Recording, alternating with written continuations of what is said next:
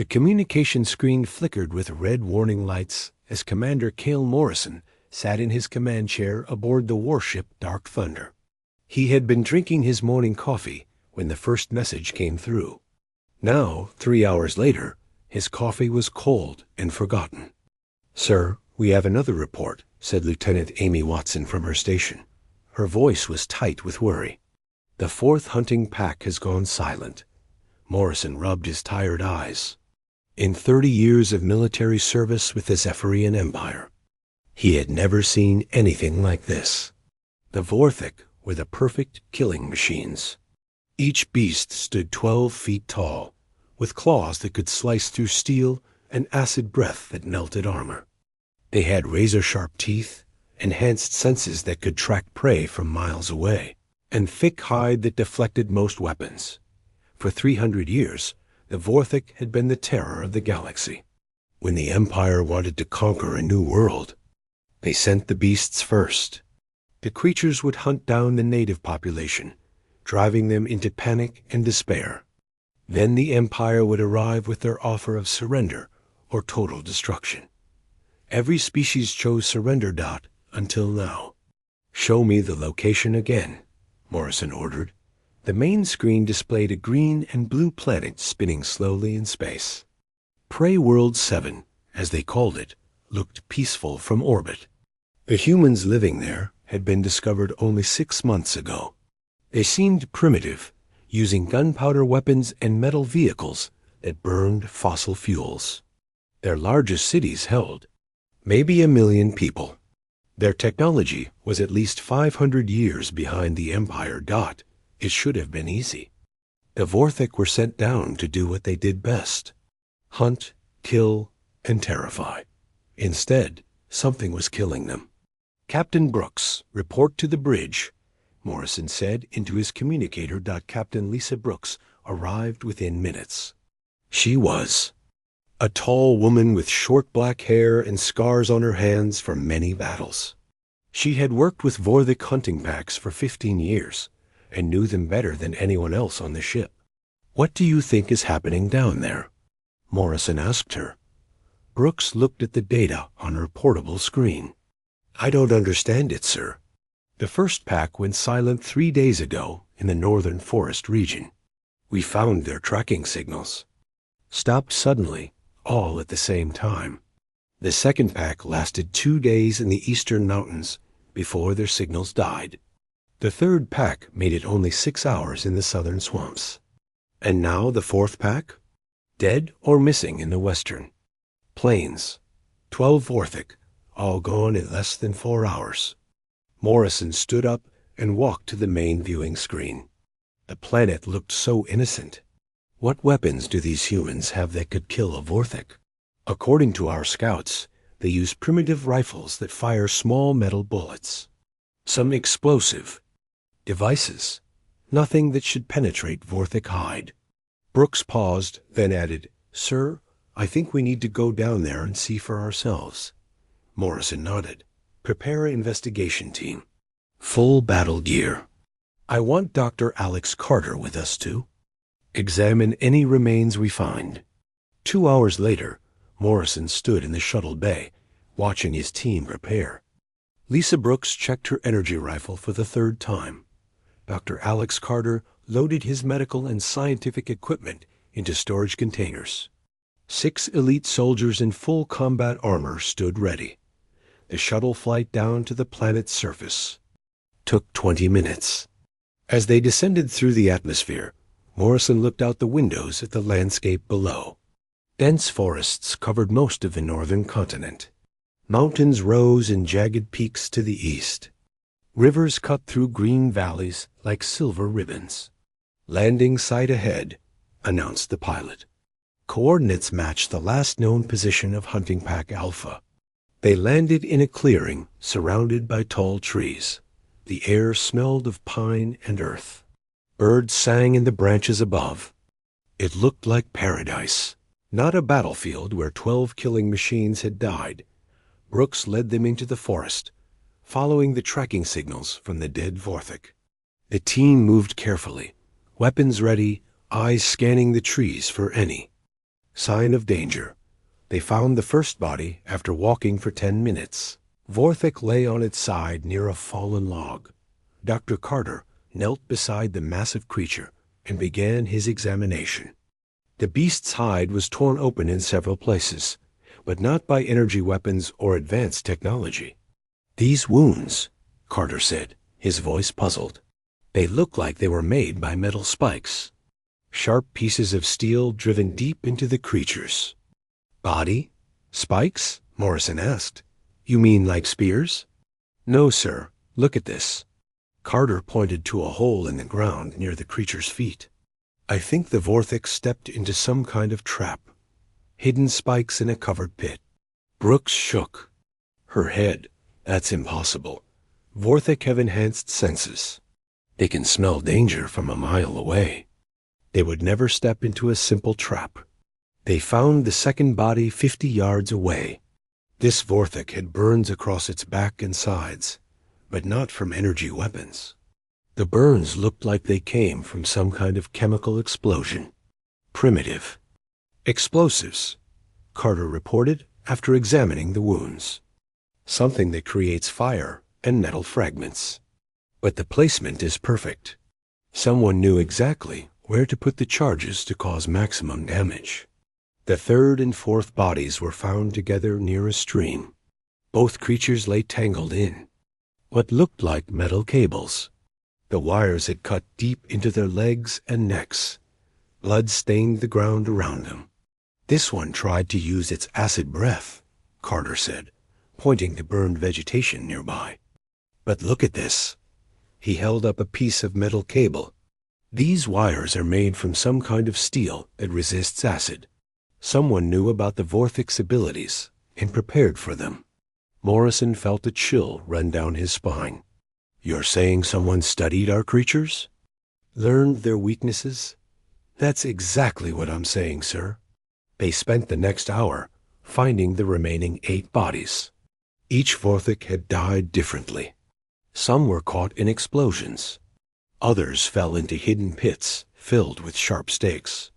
One had been poisoned with something that shut down its enhanced senses before it was killed with simple bullets to its eyes and mouth dot as the sun began to set. The team gathered in the clearing where their shuttle waited. Morrison looked at his soldiers and officers.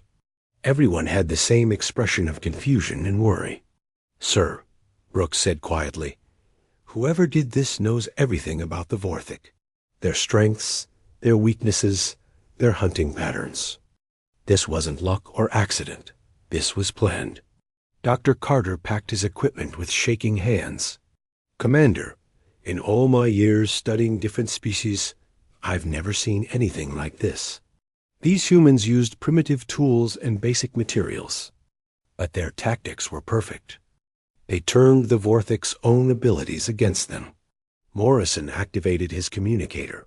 "Dark Thunder, this is ground team. We need immediate pickup and prepare a full report for Empire Command. We have a problem." As their shuttle lifted off from the planet's surface, Morrison looked down at the dark forests below. Somewhere down there, humans were waiting. They had killed 48 Vorthik, using nothing but primitive weapons and clever thinking. For the first time in 3 centuries, the Empire's perfect killers had met their match, and Morrison had a terrible feeling that this was only the beginning. Fleet Admiral Ryan Phillips stood in the war room of the massive battleship Iron Fist, staring at the holographic display of Prey World 7. The planet rotated slowly in the blue light, looking peaceful and innocent. But Phillips knew better now. 3 days had passed since Commander Morrison's disturbing report, and the situation had only gotten worse. "Show me the population centers," Phillips ordered. Lieutenant Colonel Jake Sullivan touched a control panel, and red dots appeared across the planet's surface. Each dot represented a human city or town. There were hundreds of them, scattered across all 7 continents. "Sir, we've been watching these locations for 72 hours, Sullivan reported. "Something strange is happening down there." Phillips frowned. "Strange how?" "The cities are emptying out. Look at this. Sullivan pressed another button, and the display showed a large city with tall buildings and busy streets. This is New Austin, population 800,000. 3 days ago, it was full of humans going about their normal lives. Now watch this. The image changed to show the same city, but now the streets were empty. No vehicles moved on the roads. No lights shone in the windows. The entire city looked abandoned. They're leaving? Phillips asked. All of them, sir. Every human settlement on the planet is being evacuated. We estimate that 43 million people have left their homes in the past 3 days. Phillips had conquered dozens of worlds in his 30-year career. He had seen many different reactions, from species facing the Empire's arrival. Some fought desperately. Others surrendered immediately. A few tried to hide in remote areas. But he had never seen an entire population simply disappear. Where are they going? That's the problem, sir. We don't know. Our orbital sensors can track large groups of people, but the humans seem to be scattering in small groups. They're using vehicles, walking, even traveling by boat on rivers and lakes. They're spreading out in every direction. Captain Ben Parker, the fleet's intelligence officer, stepped forward. Sir, we've analyzed their movement patterns. This isn't panic. This is organized. Someone is coordinating the evacuation of an entire planet. Phillips turned to face Parker. Explain. Look. At the timing, sir. Every city started evacuating at exactly the same moment. Traffic flowed smoothly out of urban areas with no traffic jams or accidents. Food supplies and medical equipment disappeared from stores at the same time people left their homes. This level of coordination would take months of planning. You're saying they knew we were coming? I'm saying they've been preparing for this day for a long time. Phillips felt a cold weight settle in his stomach. The Empire's intelligence network was vast and sophisticated. How could an entire species prepare for war without them knowing about it? Marine Sergeant Nina Foster raised her hand. Sir, we've found something else. Permission to speak? Go ahead, Sergeant. My team has been studying the abandoned cities using our scanning equipment. We found hidden storage areas in many buildings. Underground rooms filled with weapons, ammunition, medical supplies, and communication equipment. The humans didn't just leave their cities. They prepared them for war. Foster activated a portable display device. Images appeared showing basement. Rooms packed with rifles, boxes of bullets, radios, and first aid supplies. Other images showed rooftops with hidden sniper positions and windows reinforced with steel plates. Every building we scanned had been modified for defense, sir. They turned their entire cities into fortresses and abandoned them when we arrived. Phillips stared at the images. The modifications were simple but effective. The humans had used basic materials like concrete, steel, and sandbags to create defensive positions that their advanced sensors had missed completely. Captain Amy Watson, the fleet's communications officer, received a message on her earpiece. She listened for a moment, then turned to Phillips with a worried expression.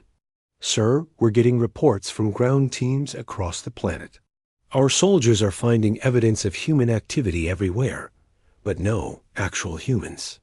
What kind of evidence? Campsites that were abandoned just hours ago. Cooking fires that are still warm. Vehicle tracks that lead into forest areas where our sensors can't penetrate. It's like they're always one step ahead of us. Phillips walked to the main viewing screen and looked down at the planet below. Somewhere down there, 43 million humans were hiding. An entire species had vanished like ghosts, leaving behind empty cities and cold trails. Sir, Colonel Sullivan said quietly, there's something else. We've been monitoring human communication frequencies, trying to intercept their messages, but we're not hearing anything. Communication blackout? No, sir. They're still talking. To each other, but they're using methods we can't detect. Short-range radios, light signals, even message runners on foot. They've created a communication network that doesn't rely on technology we can track. Phillips had fought against species with advanced technology before. Energy shields, powerful weapons, faster-than-light communication systems. Those enemies had been dangerous, but predictable. They used their technology in ways the Empire understood. These humans were different. They were using simple tools and basic methods, but in ways that made them nearly invisible to the Empire's sophisticated sensors and tracking systems. "Status report on the Vorthic packs," Phillips ordered. Watson checked her screen. "All hunting. Packs are dead, sir. We sent down 12 more packs yesterday to replace the ones we lost. They lasted an average of 4 hours each before their tracking signals stopped." 4 hours? The humans are getting better at killing them, sir. The first packs lasted days. The most recent pack was eliminated in less than 2 hours. Phillips felt his confidence begin to crack. The Vorthic were supposed to be unstoppable. They had conquered worlds and terrorized entire species. Now they were being systematically exterminated by humans using primitive weapons and clever tactics, Dr. Frank Stone, the fleet's military scientist, approached with a datapad in his hands. "Admiral, I've been analyzing the weapons and equipment left behind in the human cities. I need to show you something important." Phillips took the datapad and looked at the images. They showed human rifles, pistols, and other weapons. At first glance, they looked primitive and simple. But as he studied them more closely, he noticed modifications and improvements. "These weapons have been altered, sir," Stone explained. "The humans took basic firearms and modified them with parts from our own technology. Look at this rifle. The scope uses HFY and optical enhancement systems. The ammunition has been upgraded with our own explosive compounds. They're using our technology against us? Not just using it, sir. They're improving it. This pistol has been modified to fire bullets that can penetrate Vorthic hide. This rifle has a range 3 times longer than the original design. The humans are taking our advanced technology and making it better." Phillips handed the datapad back to Stone. Around the war room, his officers looked at each other with expressions of worry and confusion. The Empire's military doctrine was based on technological superiority. They had always won because their weapons and equipment were better than their enemies. But these humans were turning that advantage against them. They were adapting, learning, and improving faster than the Empire could respond. "Sir," Sullivan said, "what are your orders?" Phillips looked at the planet rotating in the holographic display. Somewhere down there, an entire species was preparing for war. They had abandoned their cities, scattered into the wilderness, and armed themselves with modified weapons. They were organized, disciplined, and learning to kill Vorthic with frightening efficiency. For the first time in his career, Admiral Phillips wasn't sure what to do next. "Double the orbital patrols," he finally ordered, "and prepare the ground invasion force.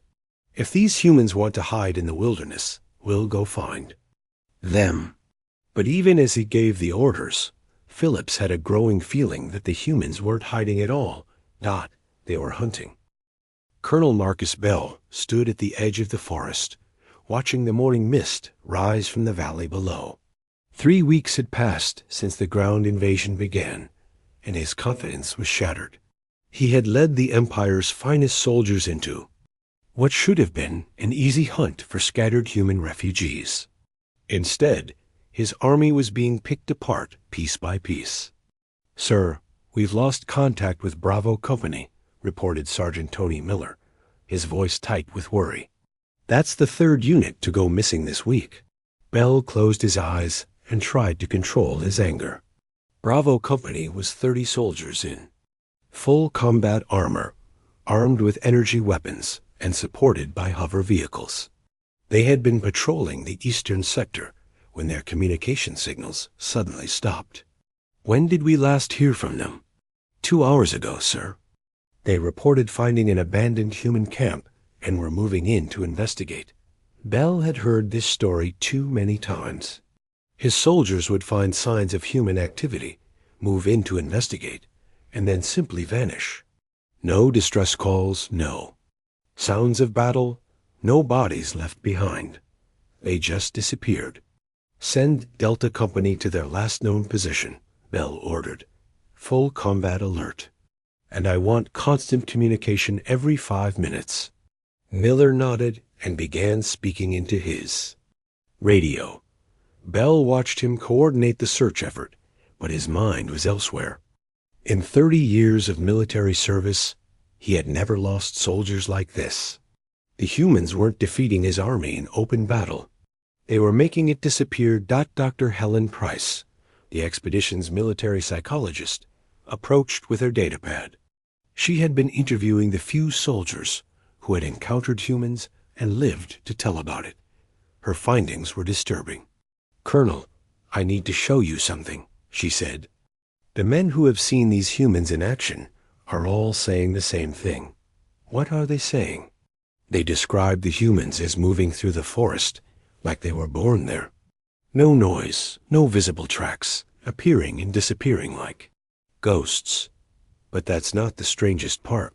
Bell raised an eyebrow. "What is?" "They're coordinating complex attacks without using any communication equipment we can detect. Private Jackson described an ambush where humans attacked from 6 different directions at exactly the same time. But he never heard any radio chatter, hand signals, or other coordination methods." Bell frowned. "How is that possible?" "I don't know, sir. But there's more. The humans seem to know our standard tactics and procedures. They set traps exactly where our soldiers would take cover. They attack at the moments when our teams are most vulnerable. It's like they studied our military training manuals." The radio crackled with Miller's voice. "Sir, Delta Company is reporting unusual readings on their sensors. They're detecting human heat signatures, but the signals keep moving and changing position." Bell grabbed the radio. "Delta Leader, this is..." "Command, what's your status?" "Command, this is Delta Leader. We're seeing multiple heat signatures surrounding our position, but when we investigate, there's nothing there. It's like the humans are using some kind of stealth technology." "Maintain your position and wait for backup," Bell ordered. He turned to Miller. "Get me a full sensor sweep of that area. I want to know what we're dealing with." 20 minutes later, the sensor data arrived. Bell studied the readings with growing confusion. The computer showed human heat signatures all around Delta Company's position, but the signals were inconsistent and strange. "Dr. Price, look at this," Bell said, pointing to the display. "The computer says there are humans here, but the heat signatures are wrong. They're too cool, too spread out, and they keep moving in impossible patterns." Price examined the data carefully. "Colonel, I don't think those are heat signatures from living humans." "What do you mean?" "The humans are using decoys. They're creating false heat signatures to confuse our sensors. They want us to think they're surrounding our soldiers when they're actually somewhere else entirely." Bell felt his stomach drop. "You mean while our soldiers are looking for fake targets, the real humans are positioning themselves for an actual attack?" "Yes, sir." The radio suddenly burst with panicked voices. "Command, this is Delta Leader. We're taking fire from multiple directions. They're using our own weapons against us. Request immediate backup." Bell grabbed the radio. "Delta Leader, fall back to your extraction point. Charlie Company is moving to support you." "Negative, Command." "The extraction point is compromised. They're blocking our retreat routes. These humans know exactly where we plan to go." The radio went silent. Bell stared at the communication device in his hand. Another 30 soldiers had just disappeared. He had started this operation with 500 men. Now he had less than 200 left. Staff Sergeant Rick Jones burst into the command tent. "Sir, we've got a problem. The humans have been inside our perimeter." "What are you talking about?" Jones held up a piece of equipment. "This is a communication relay from our main antenna array. Someone removed it during the night and replaced it with this fake one. We've been broadcasting our position and plans to the entire planet." Bell examined the device. It looked identical to their standard equipment, but when he opened it, he could see it had been modified. The humans had somehow created a perfect copy of Zephyrian technology using primitive materials. How long has this been transmitting? Based on the construction, sir, I'd say about 2 weeks. The humans have been listening to every order you've given, every plan you've made, every troop movement you've coordinated. Bell sat down heavily in his chair. The humans hadn't just been fighting his army. They had been listening to his every word, learning his tactics, and staying 3 steps ahead of every move he made. Captain Eva Brown, his intelligence officer, entered the tent with more disturbing news. "Sir, we've discovered something about the human evacuation. It wasn't random." "Explain." "We found detailed maps in an abandoned human facility. They show the location of every natural cave system, underground river, and hidden valley on this continent. The humans didn't just scatter when we arrived. They moved to prepared positions." Brown activated a holographic display showing the planet's geography. Red lines connected hundreds of cave systems, forming a vast underground network that stretched across the entire continent. "Sir, the humans have been building this network for months, maybe years. They've created an underground transportation system that connects every major geographic feature on the planet. They can move troops and supplies anywhere without us detecting them." Bell stared at the display in horror. The humans hadn't just prepared for the Empire's arrival. They had transformed their entire planet into a fortress. "There's more, sir," Brown continued. "We found evidence that they've been stockpiling weapons and supplies in these underground locations. Not just the modified equipment we've seen, but large quantities of explosives, ammunition, and medical supplies." "How much?" "Enough to supply a full-scale war for years, sir." Bell felt the weight of realization settling on his shoulders. The Empire had expected to find a primitive species cowering in fear.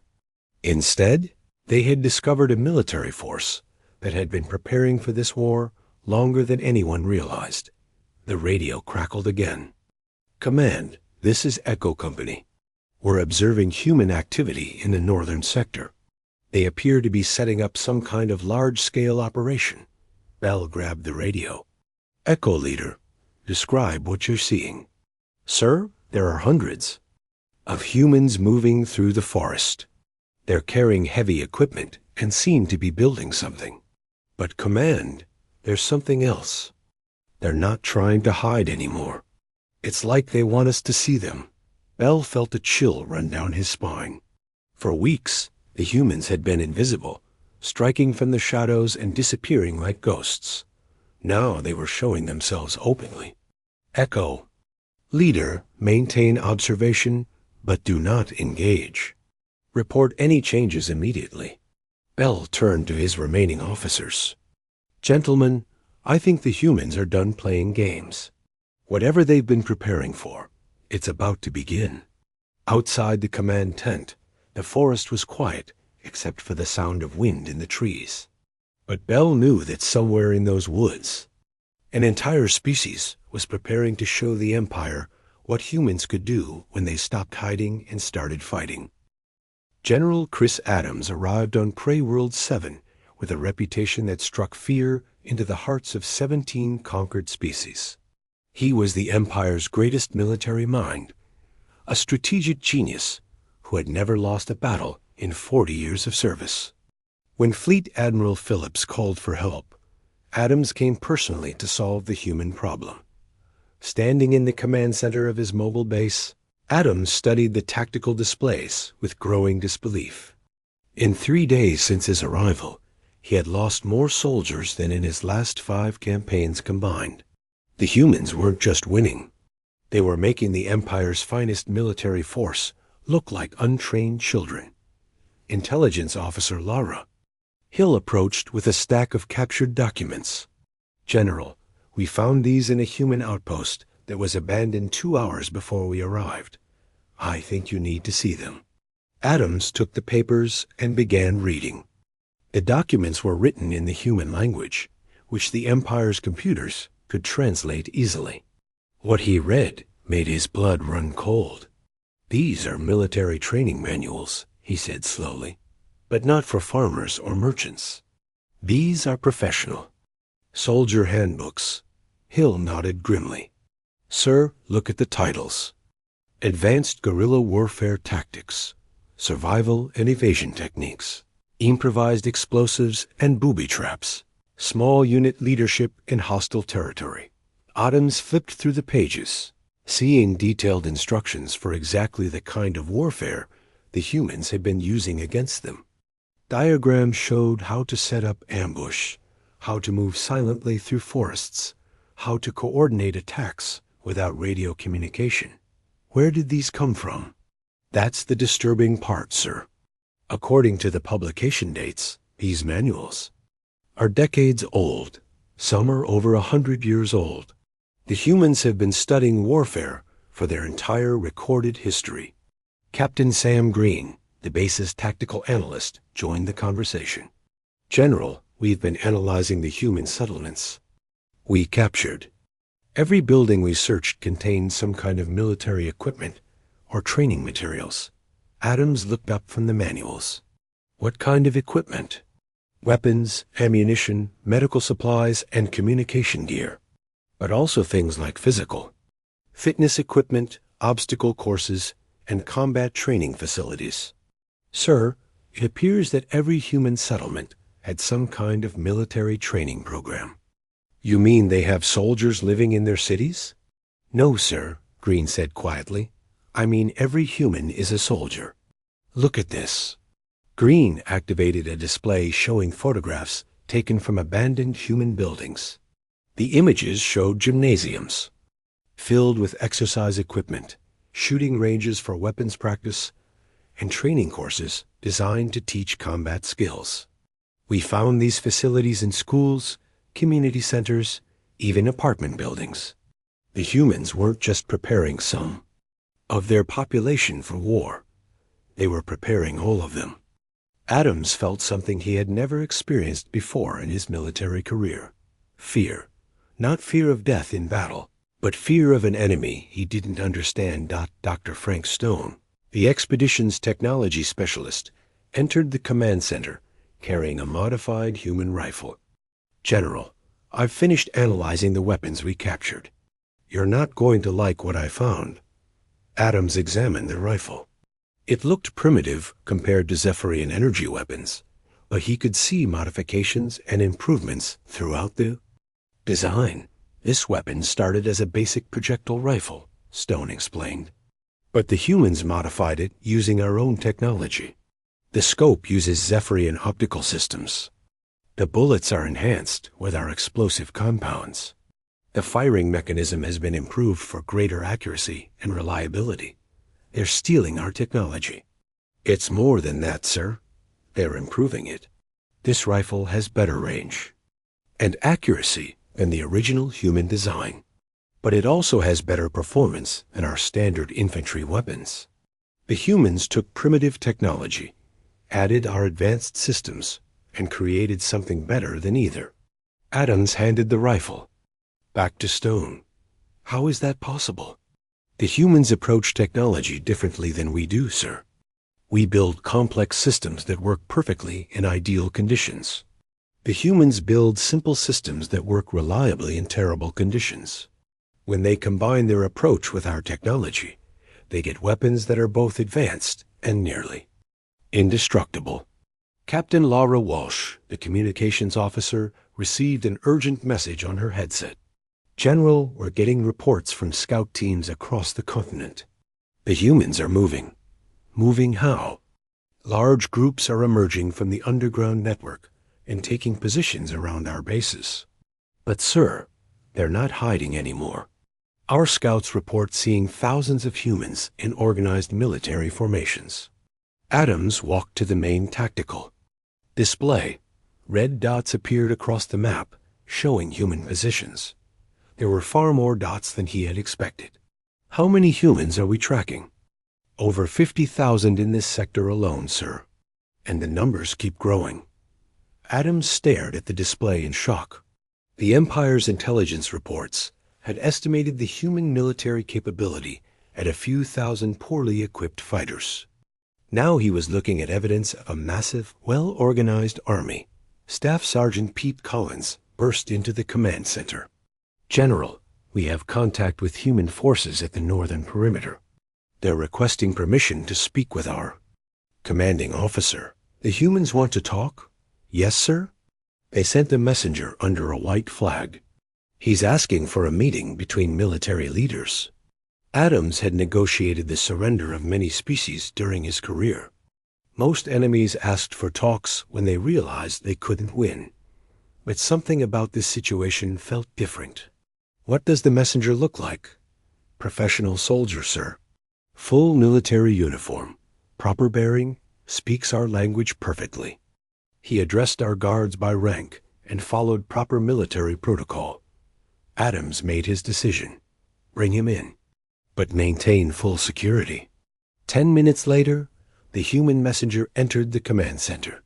Adams was surprised by what he saw. The human was tall and muscular, wearing a well-maintained uniform with military insignia. He moved with the confidence of an experienced soldier and showed no signs of fear or desperation. General Adams, the human said, saluting in perfect Zephyrian military fashion. I am Colonel Jack Murphy of the Human Defense Force.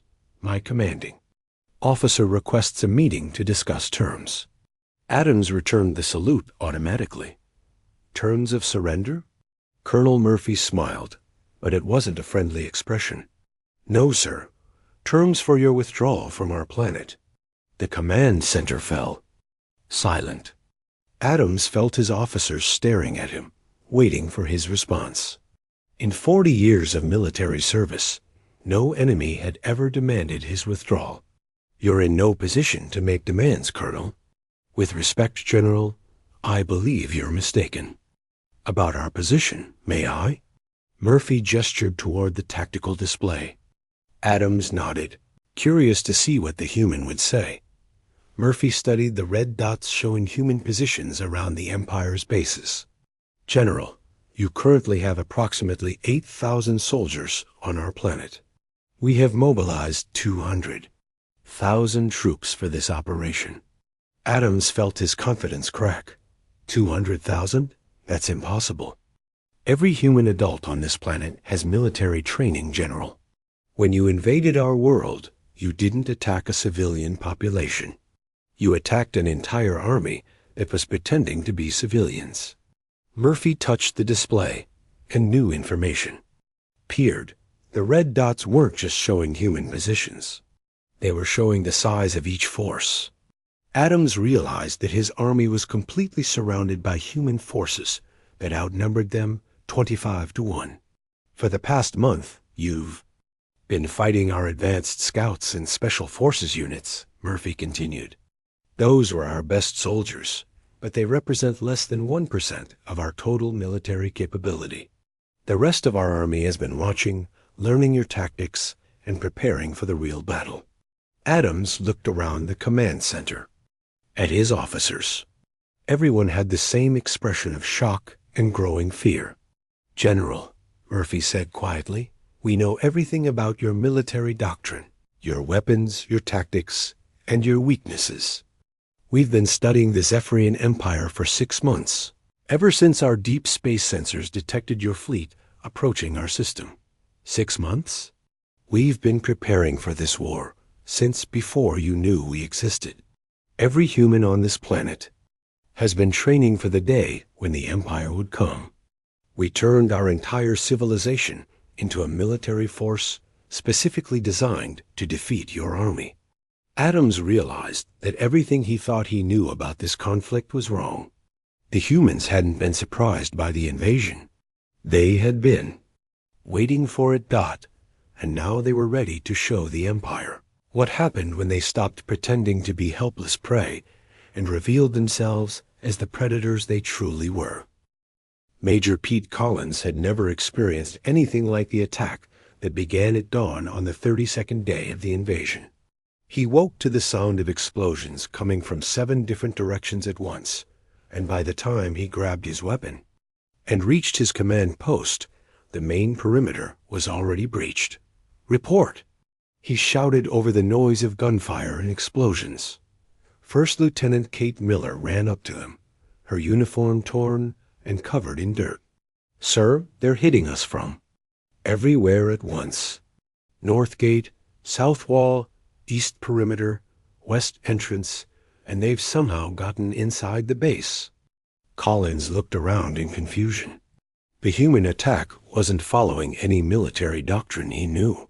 Most armies attacked from 1 or 2 directions to concentrate their force. But the humans were attacking from everywhere simultaneously, and somehow they were coordinating it perfectly. "How many of them?" "Thousands, sir. But that's not the worst part. They're using our own vehicles against us." Miller pointed to the main courtyard where Collins saw 3 Zephyrian hover tanks moving toward the command center. But instead of the blue and silver Empire colors, they were painted in green and brown camouflage patterns. "How did they get our tanks?" "They didn't steal them, sir. They built them." "Look closer." Collins studied the vehicles through his binoculars.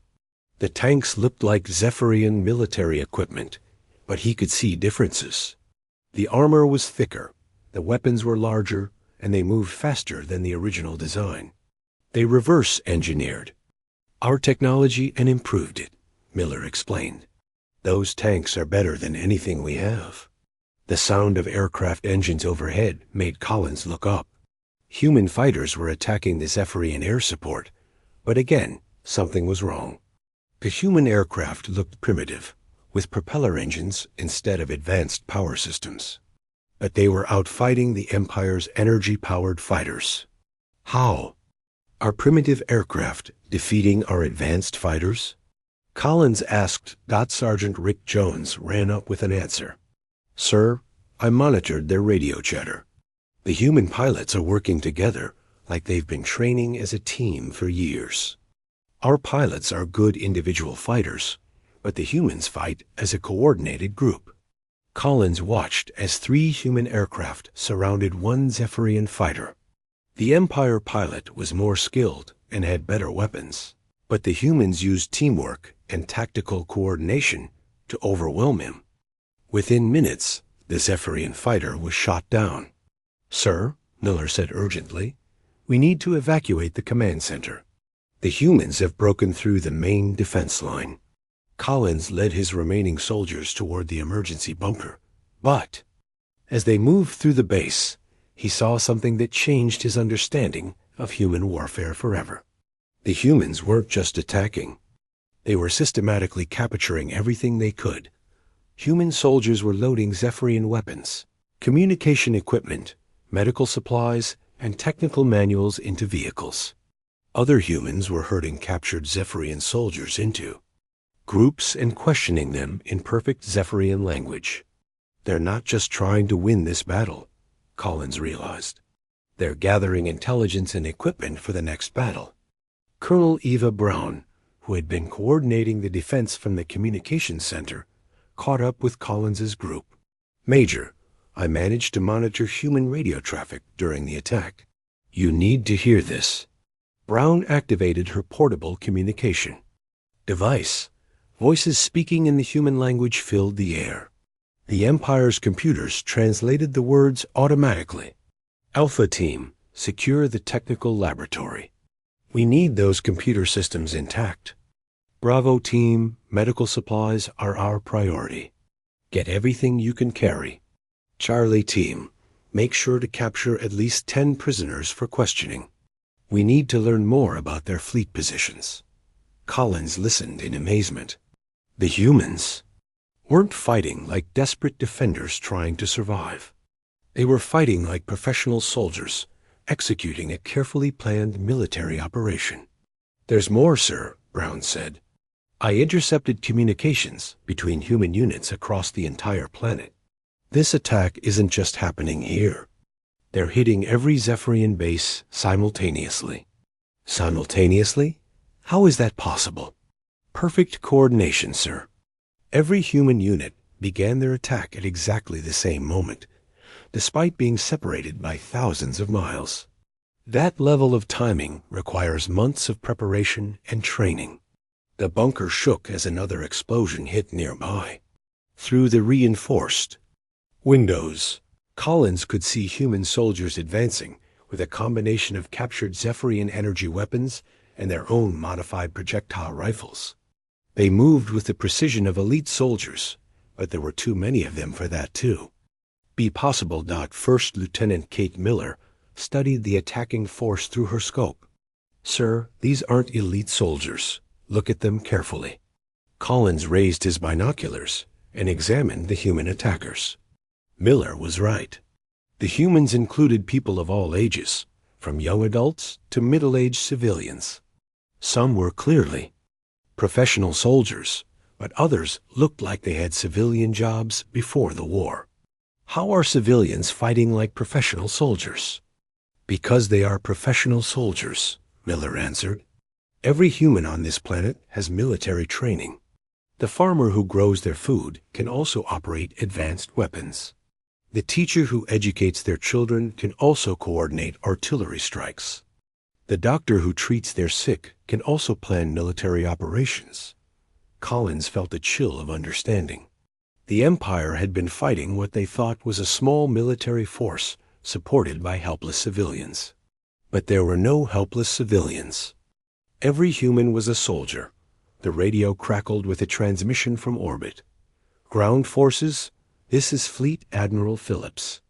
"What is your status?" Collins grabbed the radio. "Admiral, this is Major Collins. We are under coordinated attack by massive human forces. Request immediate evacuation." "Negative, Major. The fleet is under attack as well. Human spacecraft are engaging our orbital vessels." Collins felt his last hope disappear. Human spacecraft? How is that possible? "They're using modified versions of our own technology, Major. Somehow they've built a space fleet using captured Zephyrian equipment and their own engineering innovations.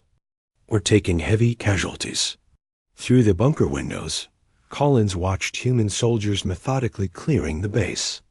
They weren't acting like desperate rebels fighting for survival. They were acting like a conquering army that expected to win. Sergeant Tony Walker monitored the human radio frequencies and provided real-time translation. "Sir, the humans are already planning their next operation. They're discussing targets for attacks on other Zephyrian positions." "What are they saying?"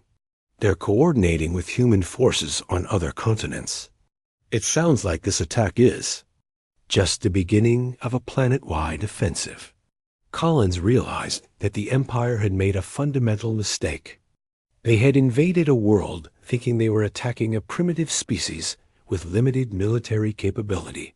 Instead, they had attacked a planet where every person was a trained soldier. Every building was a potential fortress, and every resource was dedicated to warfare. The humans hadn't been surprised by the invasion. They had been waiting for it, preparing for it, and training for it. When the Empire arrived expecting easy conquest, they found a military force that had spent years developing tactics specifically designed to defeat advanced alien invaders. "Sir," Miller said quietly, "what are your orders?" Collins looked around. The bunker had his remaining soldiers. They were outnumbered, outgunned, and facing an enemy that seemed to anticipate their every move. The humans had turned the entire planet into a weapon aimed at the Zephyrian Empire. "Prepare for surrender."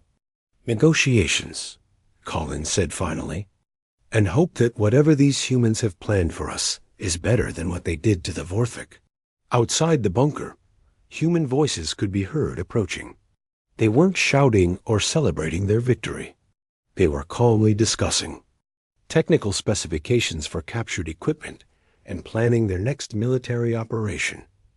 The hunters had become the hunted, and now the humans were coming for the rest of the Zephyrian Empire. Fleet Admiral Ryan Phillips stood on the bridge of his flagship Iron Fist, watching something that should have been impossible. On the main viewing screen, human spacecraft were approaching his fleet with the confidence of predators closing in. For the kill. "Report," Phillips ordered, his voice barely steady. Captain Dan Foster, commanding the evacuation fleet, transmitted from his ship Silver Strike. "Admiral, we've lost 60% of our ground forces. The remaining units are requesting immediate evacuation, but the humans are jamming our transport systems."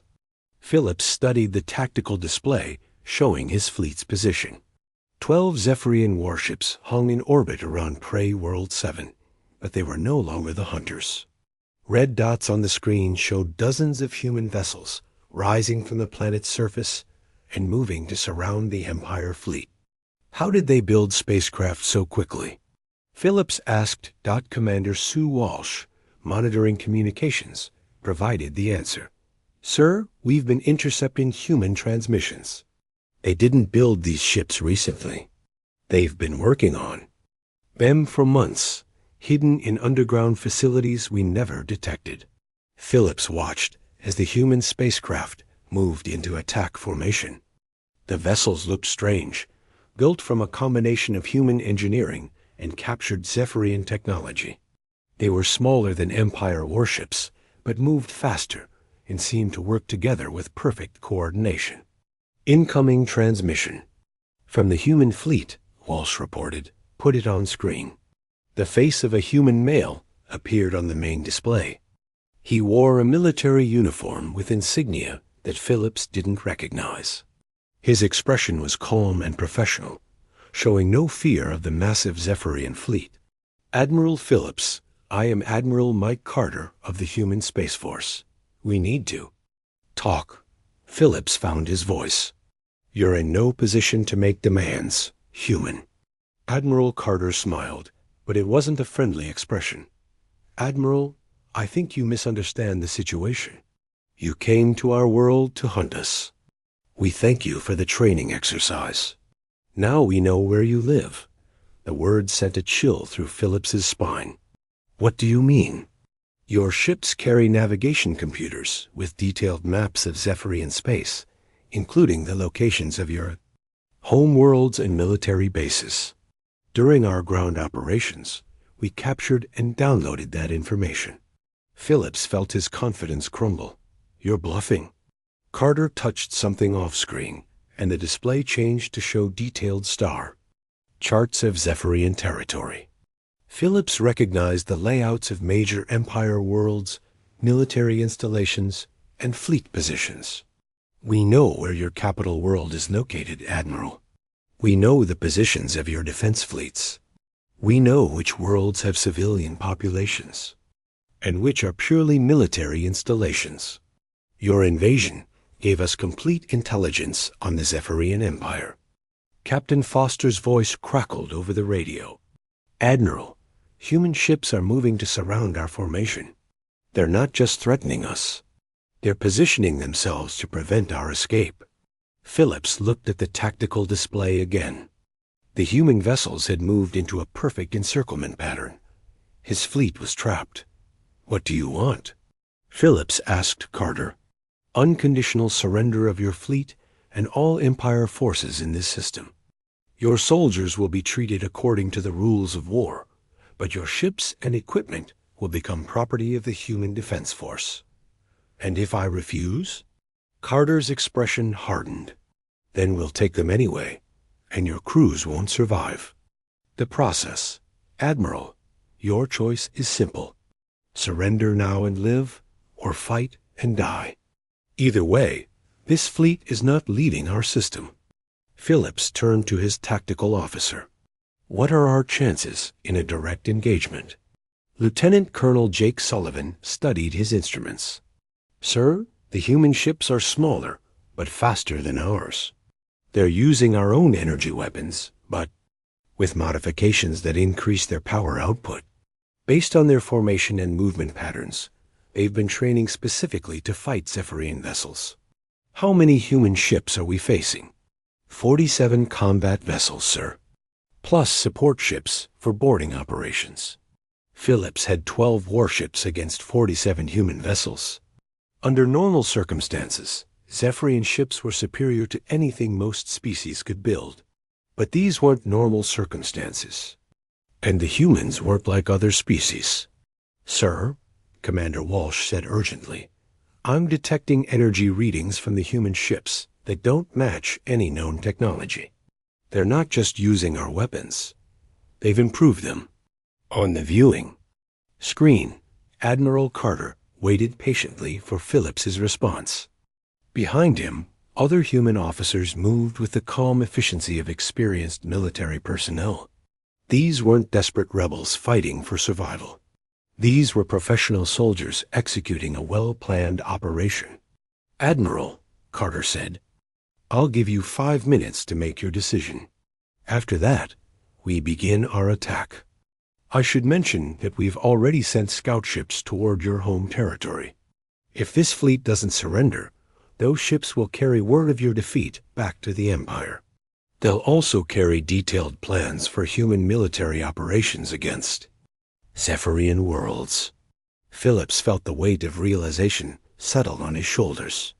The humans weren't just defending their own planet. They were preparing to invade the Empire. You're threatening to attack our home worlds?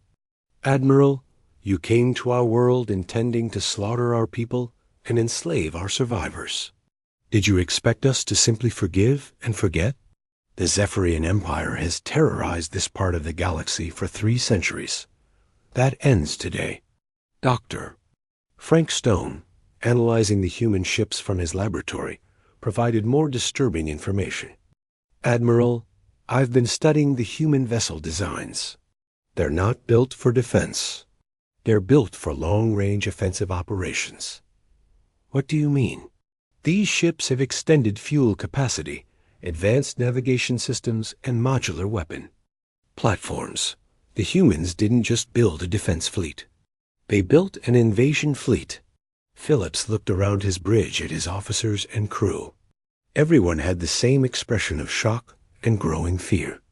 The Empire's most powerful fleet was trapped by a species they had considered primitive prey. Sir, Sullivan said quietly, what are your orders? Phillips thought about his options. He could order an attack and probably destroy many human ships before his own fleet was defeated.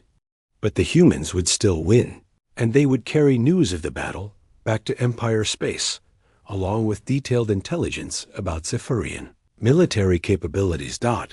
Or he could surrender and hope that the humans would honor their promises about treating prisoners according to the rules of war.